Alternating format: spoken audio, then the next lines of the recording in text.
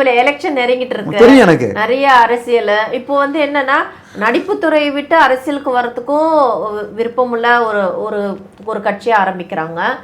Already கட்சியிலே இருக்கிறவங்க நடிப்புத்துறையில வந்துட்டு இந்த பக்கமா இருக்காங்க. மேடம் ஒரு சின்ன ஒரு உதாரணம் சொல்றேன் மேடம். அதாவது வந்து எம்ஜிஆர் சாரும் எம்ஜிஆர் ஐயாவும் இருந்தாங்க, சிவாஜி கணேசன் ஐயாவும் இருந்தாங்க இல்லையா? ரெண்டு பேருமே ஒன் ஆஃப் வந்து டாப். அதே மாதிரி கமலஹாசன் சாரும் இருந்தாங்க, சூப்பர் ஸ்டார் சாரும் இருந்தாங்க, விஜய் சாரும் இருக்கிறாங்க, அஜித் சாரும் இருக்கிறாங்க.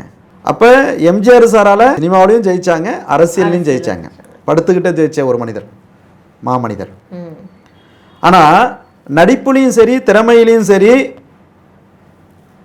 எம்ஜிஆர் ஐயாவை கம்பேரிஷன் பண்ணும்போது சிவாஜி ஐயா வந்து ரொம்ப பெரிய அளவில் இருந்தாங்க.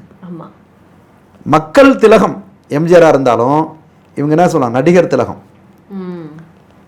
அப்போ இன்னைக்கும் வந்து சிவாஜி கணேசன் ஐயாவுடைய படம், பழைய படத்தெல்லாம் எடுத்து பார்த்தீங்கன்னா கப்பலோட்டிய தமிழனா இப்படி தான் இருப்பாங்க, ராஜராஜ சோழனா இப்படி தான் இருப்பாங்க, ஹரிச்சந்திரன் அப்படின்னு சொன்னால் அவங்க இப்படி தான் இருப்பாங்கங்கிறதுக்கு ஒரு உதாரணமாக பல விஷயங்கள் நம்ம பார்த்துருக்குறோம். அந்த நடிப்போடு அப்படியே அவருக்கு இல்லாத மக்கள் செல்வாக்கா அவராலே ஜெயிக்க முடியங்க. மக்கள் அவர் மேலே அவர் வந்து மக்களுக்கு தெரியாதே இருந்தது. ஆனால் மக்கள் வந்து அவங்கள ஜெயிக்க வைக்கலையே.